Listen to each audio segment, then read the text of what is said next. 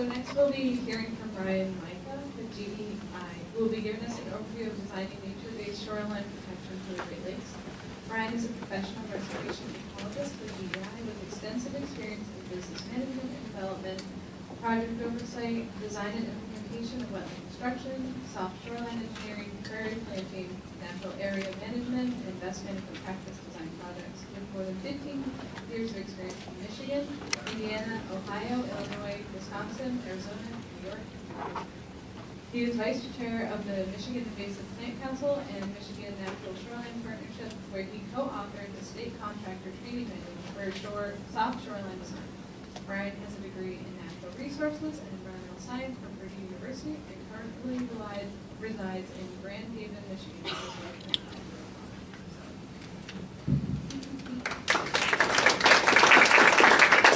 Thank you, Heather.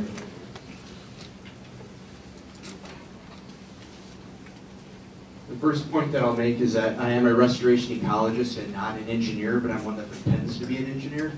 So I often like to poke fun at engineers a little bit along the way. So today I'm going to talk a little bit about Great Lakes shorelines. We've obviously already heard a lot about it. We're going to hear a lot more about it with some of the other presentations that are likely going to present it much more eloquently and in depth than I will. So I'm not going to go too much into that, but just talk about a few points to consider, as well as some design considerations, and then I'm going to give 3 different specific project examples, 3 very different kinds of projects, 3 very different kinds of areas to demonstrate some different techniques that we use. So we start out by saying, what are we actually calling Great Lakes living shoreline? And what you find is that as you go from the Great Lakes to the Atlantic Ocean, to the Pacific Ocean, to the Gulf Coast, you hear terms like living shoreline, nature-based shoreline, soft shoreline. Some people use those interchangeably, but also some people get very caught up on the semantics of one versus the other. The point that I want to try to make here is that what we really need to do is focus on the goals of what we're trying to do, as opposed to getting too wrapped up in the semantics themselves. So are we talking about Great Lakes coastal marshes? We see these in a lot of our bays. We see these in a lot of river deltas. We're talking about Great Lakes beaches. This is always an interesting one that you see come up. We heard a lot of talk earlier about sedimentation and accretion and sediment movement.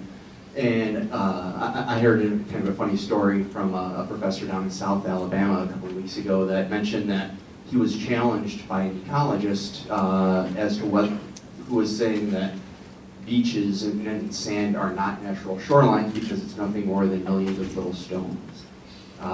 So the point being there, everyone comes at this type of work with a different perspective, a different lens, but we need to consider and recognize that Great Lakes natural shorelines, Great Lakes shorelines, historic shorelines, all exist in a wide variety of different states. Are we talking about our drowned river mouths? Danny Albert coined the term lacustrine estuaries, and I really like that term. Basically where our rivers meet our Great Lakes. Are those Great Lakes living shorelines technically? I like to think that they are because they're essentially completely and totally interconnected systems. And then we start talking about our connecting waters. We heard a lot about Niagara River just a minute ago. We have Lake Huron flowing down through the St. Clair River, into Lake St. Clair, into the Detroit River. Actually, that's Lake Erie, not Lake Huron. That's a bad typo on my part. But you get the idea that here we have these totally interconnected systems that all work together.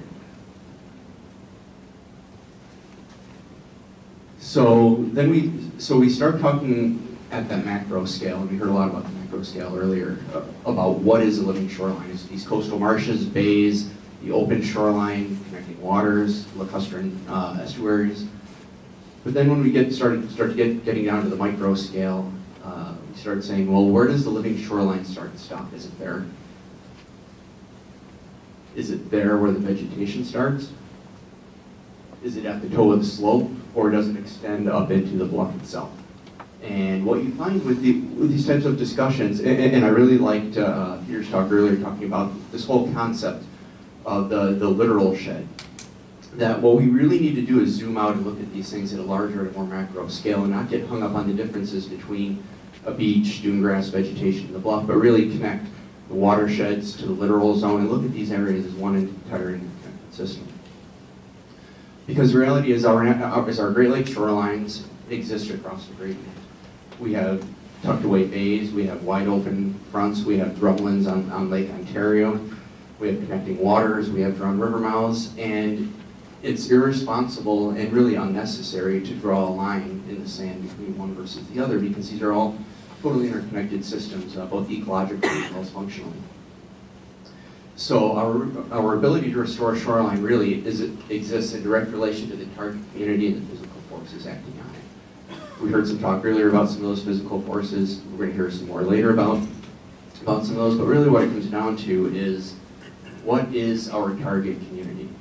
And what we're going to find is that projects come about in a lot of different ways. There might be shoreline stabilization projects, there might be sediment management projects, there might be wildlife habitat restoration projects.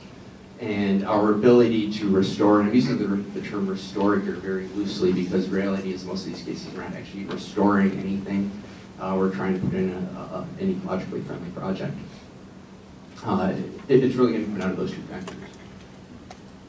So when we start talking about designing these systems, first of all, we need to establish that target for restoration. What are we really trying to do? Are we trying to restore wildlife habitat? Are we trying to protect a structure? Are we trying to manage sediment, whether it be contaminated or otherwise? And then we need to assess those physical forces. We need to look at both short and long-term water levels, shear stresses and waves, whether it's a riverine system, lake system, sometimes both. Slope, we've already heard this mentioned multiple times. Slope is huge. Most of our Lake Michigan, Lake Huron natural shorelines have a slope of roughly 10:1. The reality, but as we saw on some of the Lake Ontario, Lake Ontario South Shore lines, a lot of those slopes are much steeper than that. What it comes down to is that the gentler the slope we can make it, softer we can make the shoreline. And then what it really comes down to is balancing ecology versus function versus aesthetics. And it's been mentioned in every talk so far, and it's a point that really needs to be brought up again, is that people matter. The reality is people fund these projects, people live here, people use these lands, and as much as we hate to say it, they are often the biggest challenge in restoring or working with the shoreline. We can solve all kinds of technical, all kinds of scientific issues. Managing the people side is really difficult. I'll give a perfect example of that in one of the projects here.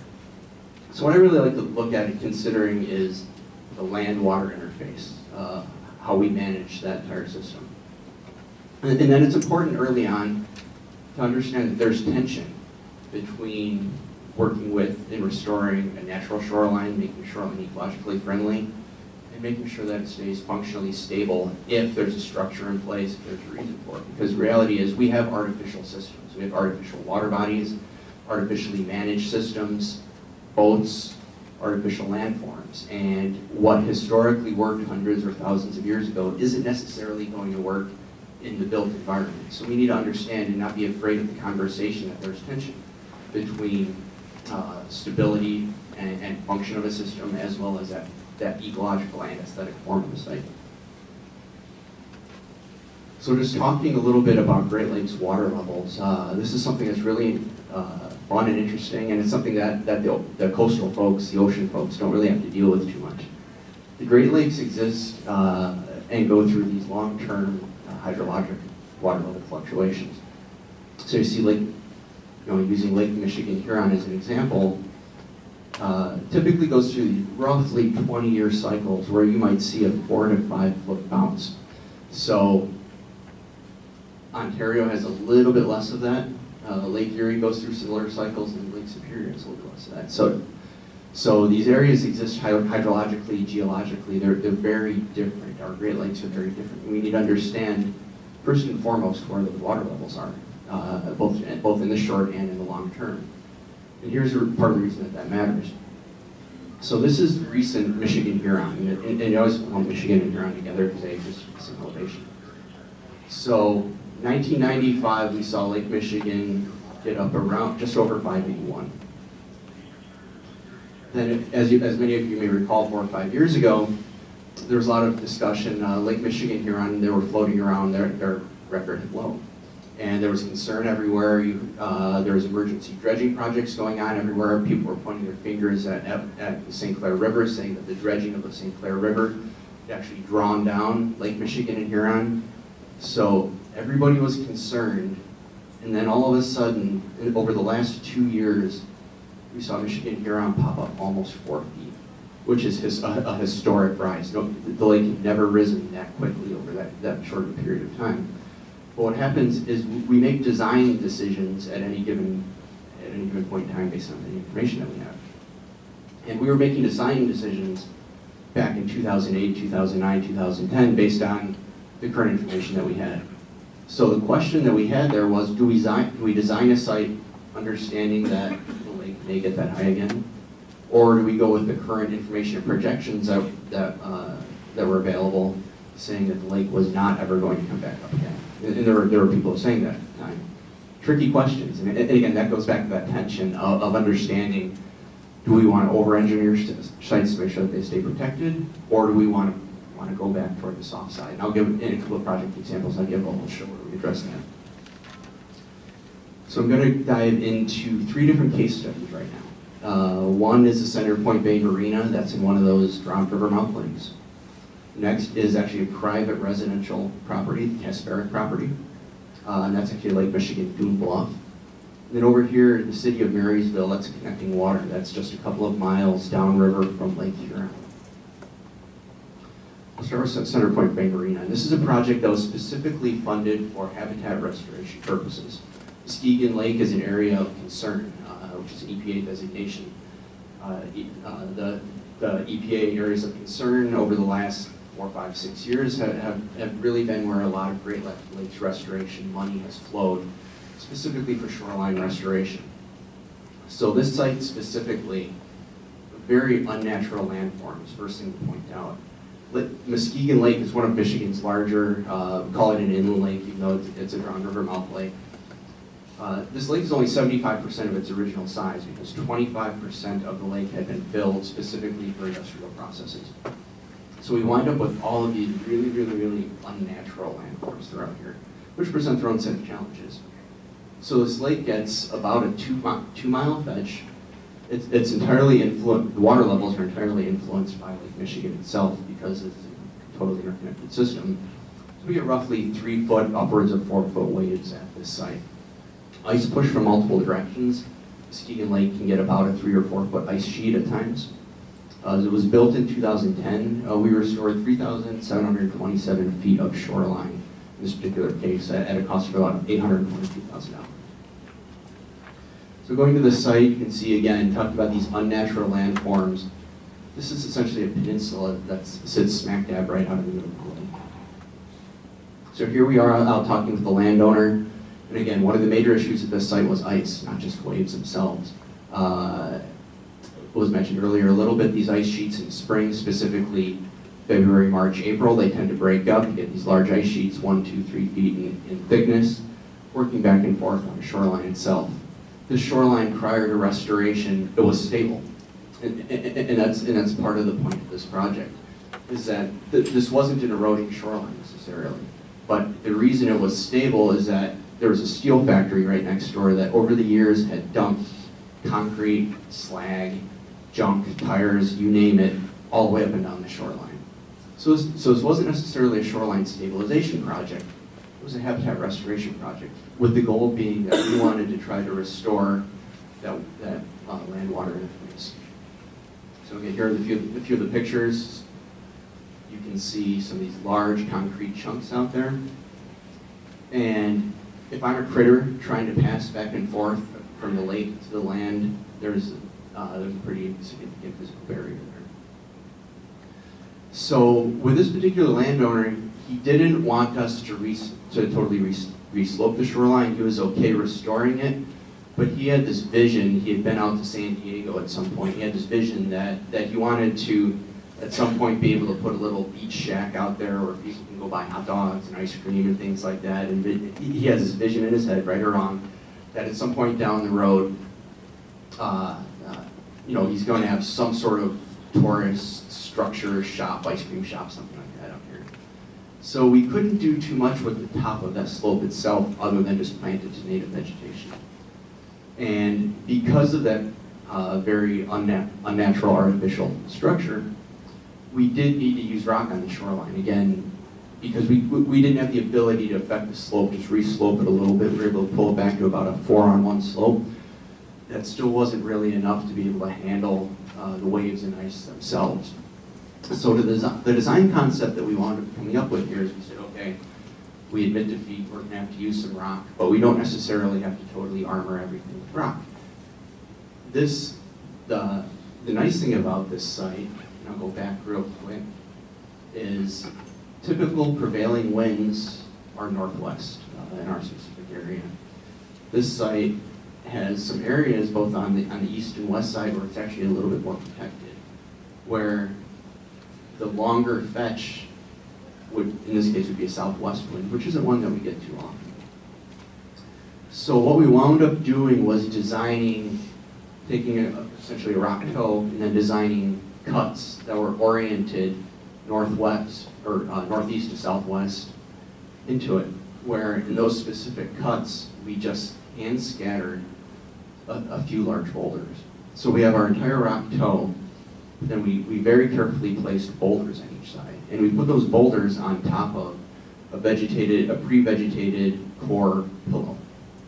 The idea being that we knew that we didn't have to totally block off the land of the water to deflect wave energy.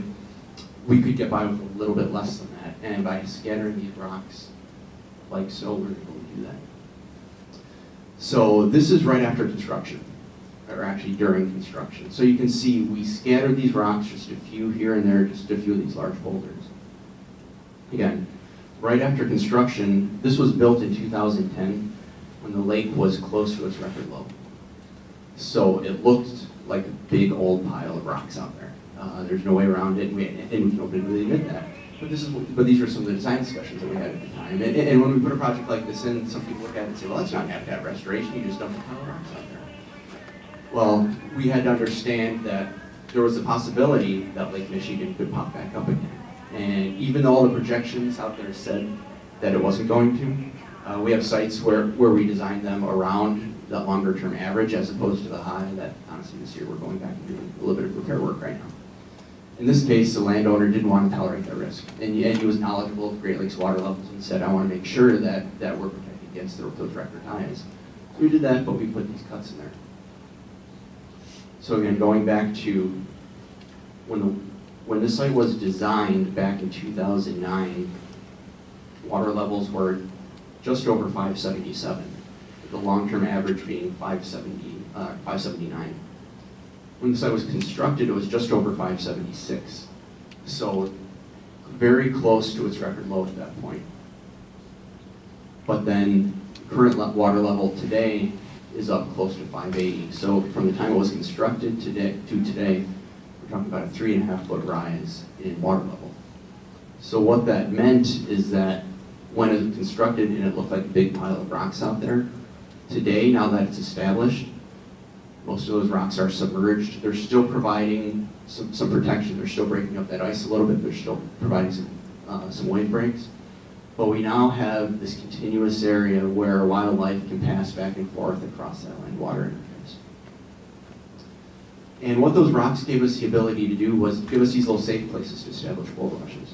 It's really important. And whenever we're trying to restore a shoreline, there's always this weak point. There's this point of vulnerability of a couple of years where sites could potentially be blown out before vegetation gets established. So by having a little bit of rock here and there out there, it gave us these little places to tuck bulrushes into. And what that gave us, and over a period of a couple of years, as the lake came up, then allowed those bulrushes to creep out onto the lake bed. Whereas if they'd just been planted out in the lake bed themselves, they never would have established. Again, here's that concept. Again, those bulrushes tucked in behind the rocks, and then let them naturally vegetatively spread out onto the lake bottom as opposed to just trying to plant them out into those harsh conditions. Shrubs have also come along out there. Some more examples where everything planted back in these safe areas just continue to cheat and follow the way out onto that lake bottom. So here's before and after 2009, before we started construction, slag, rock, concrete, junk, all the way up and down the shoreline. This is at shoreline as well as an osprey platform that we installed, and the picture was taken this year. So the next project we're going to talk to, we're going to go down the coast for a little bit. We're going to go to an area just north of South Haven, Michigan. In this case, a lot of the Lake Michigan shoreline is owned by private landowners. What happened is this particular landowner built about a $2 million home in 2006. Put in these nice $100,000 stairs. And I'm not going to blame the landowner here because a lot of this stuff comes down to the guys building the stairs, the architects. When they put these stairs in, they completely and totally destabilize this entire bluff. And that's exacerbated by the fact that in this particular area, there's a clay lens that runs roughly 10 feet down slope from the top of that bluff. So what happens is it becomes almost like a river of groundwater coming out and exiting right at that slope. So this area is naturally highly erosive as it is. And when they went in and put these stairs in place and then built this nice $2 million home right there, it completely and totally destabilized everything, and he started losing bank at a rate of 5 to 10 feet a year. And it wasn't going to be long before he lost his pool and then ultimately his house. So again, that's what that looks like. This bluff, of course, the picture was taken in winter, and I understand that, but totally destabilized, near vertical, all the way up and down. These are his stairs that we're building. And there are places, and I don't have any good pictures on this particular presentation, but there are places where the footings in those stairs after just a year or two were actually totally exposed. So near vertical coming right off the top of that bluff. And this is all 2007. This is his first lowered observation deck with a little bench, again, just totally vertical coming off of that. Here's his nice new stairs, which probably weren't going to be around too much longer. So this was an interesting one because typically on a project like this, the first thing we do is call in the geotechnical engineers, which I am not. We couldn't get a geotechnical engineer that was willing to take on this project. They all said it's too risky, too much liability. They were not willing to put their stamp on it. They weren't willing to work on it. So here we have this poor landowner. I'm not going to say poor because he just built a $2 million house in Lake Michigan. But here we have this landowner, and he knows his bluff's eroding. He's watching it creep closer and closer toward his pool. He sunk all of his retirement savings into this house, and he's losing sleep, literally not knowing what to do. So we had a team of us get together. Myself, one of the local erosion control suppliers, one of the local contractors, and we said, okay, Mr. Kasper, we're not going to guarantee anything here, but we're going to do the best that we can. And we're going to come up with the best solution that we can. It's not going to be a fully designed, engineered solution. We're going to come up with it on the fly a little bit, and if you're willing to try this, we're going to do our best to help you out. So we put in a drain at the top of that bluff to intercept the groundwater, and then drain that, the groundwater actually out into the lake itself. We use GeoWeb, which is a cellular confined product, at the very top of the slope. And then we built this stacked straw wattle erosion blanket system all the way up and down the slope. And then we densely planted that with switchgrass, little blue stem willows, and dogwoods. And those were the species that were already growing on the shoreline. So as we climbed up and down the shoreline, we saw these little pockets of stability. And every time the site was stable, was those species.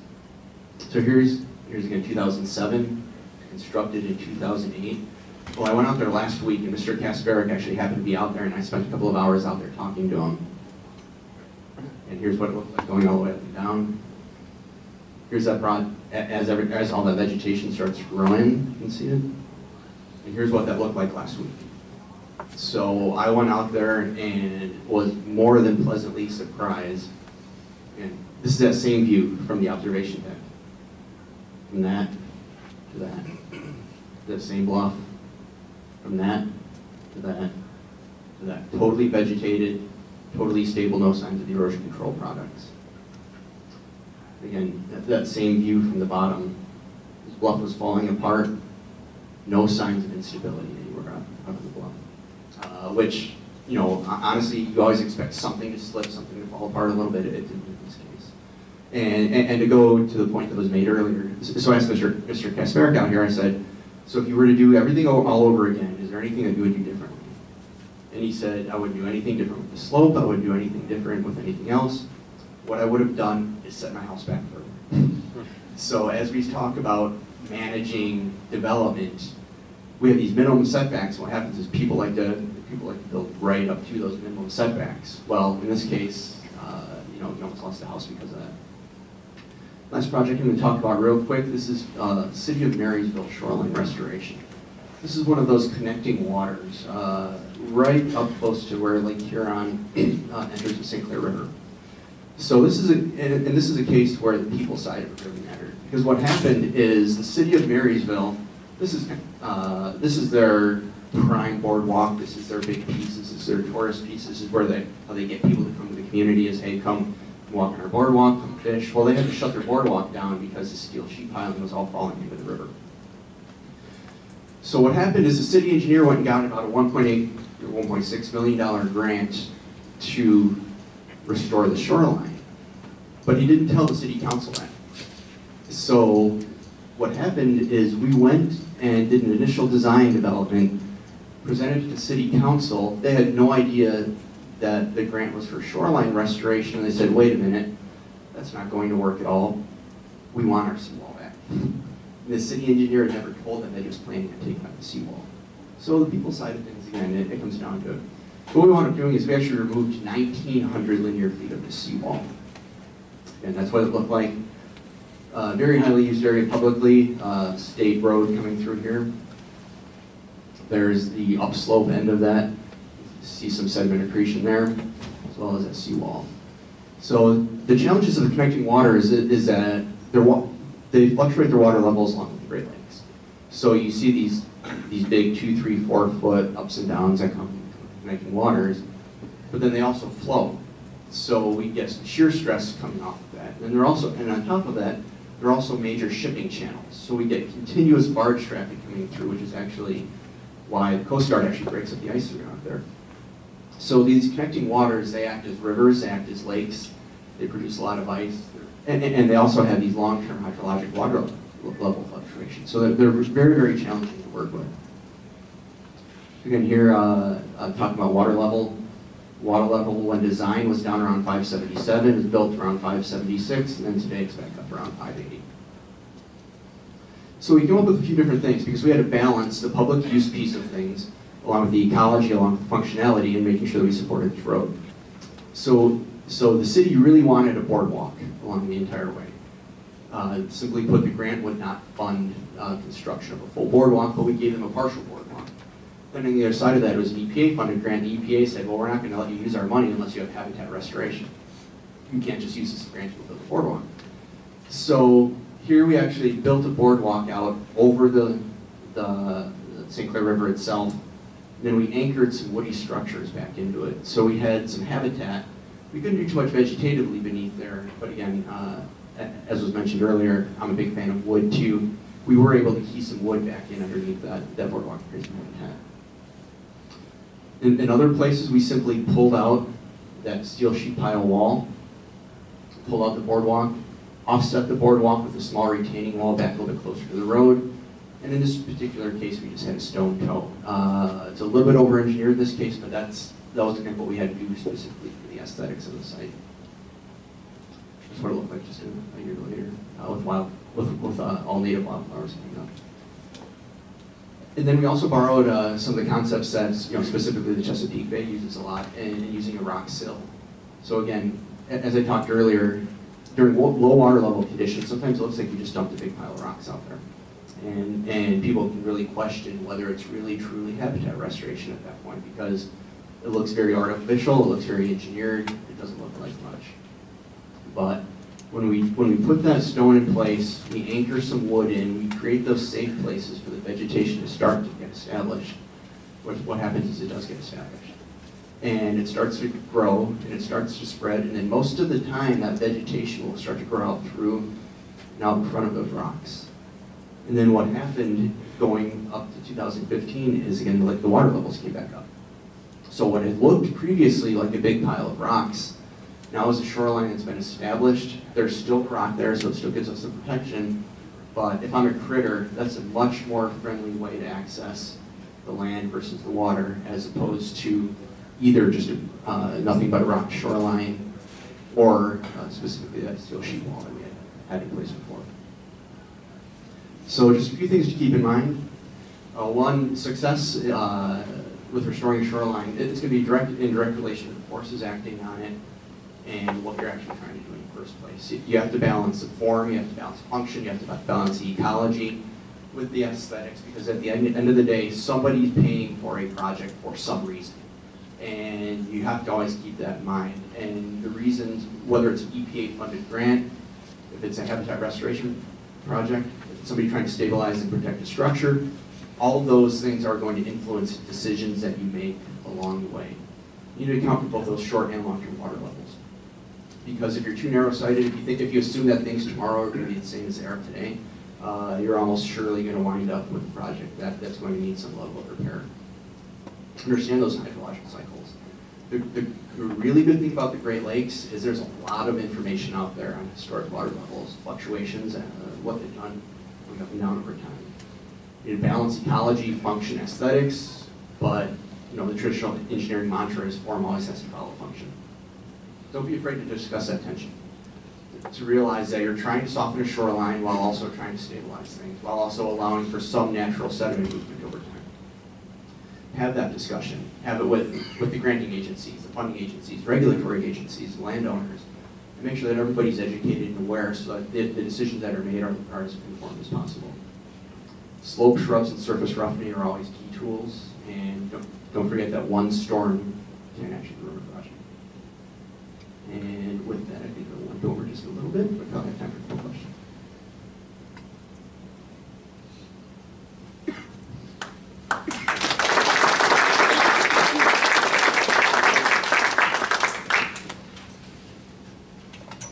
Any questions, or is everybody itching for a break?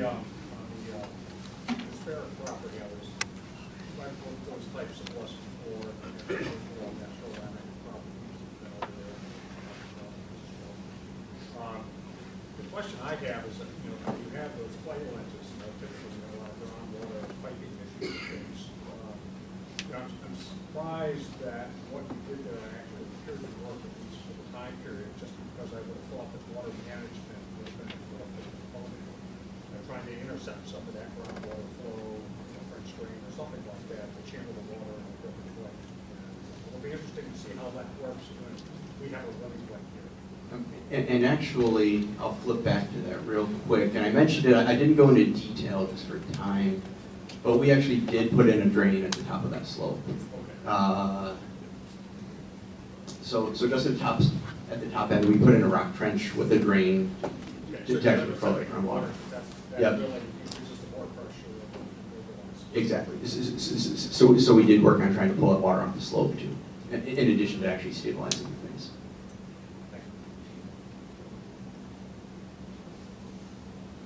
Did you introduce temporarily or permanently any kind of irrigation to help the plantings take off? We did. In this case, we were fortunate that the landowner was really on board. He had gone through years of struggles to try and get anybody to solve his problems. So he very willingly irrigated this bluff for a couple of years actually afterward. And in fact, he was out there with his kids doing some of the plantings himself. So he was so active and so engaged in the project that he said, hey, I want to save my pool, I want to save my house. He took on the watering, and he actually went out there and put some supplemental plantings in himself, because so he was truly an integrated part of the team, not just somebody that we were working for. Yeah, I wanted to ask a question about lifespan. Our first speaker really sort of talked about erosion rates and that kind of thing, and the natural processes. I mean, do you see this kind of effort as being a sort of temporary measure? In other words, it can solve a problem for today, but ultimately that the forces are going to evolve that site differently. There are really kind of two ways to answer that question. The first being, the reason that some of these sites have become destabilized aren't because of those historic natural processes. they're because of short-term sources of disturbance. So in this particular case, we have a slope that historically, in this area, a lot of the slopes, they're a little bit touchy, but they actually can be stable. We don't have a lot of real sandy dune bluffs right here, so a lot of them tend to lay back. They tend to grow up in trees and shrubs and actually be vegetated. So the reason that this one in particular actually became destabilized was because of those very short-term man-made impacts to it. So what we try to do when we design some of these systems is not necessarily design them to totally stabilize them, but to design back in systems that we know are already keeping similar areas up and down the shoreline stable. So we modeled the vegetation and everything else off of existing stable shorelines upslope, upstream and downstream of where we're at in the lake. With that being said, and the geologic scale, likely things are going to move over time for sure, and that's where it comes down to managing the development side of things and understanding those setbacks, that eventually a bluff is going to want to fall back to a stable angle or proposed. These things are going to move, and managing the development of those things with setbacks, construction types, things like that, really have a big impact on the long term.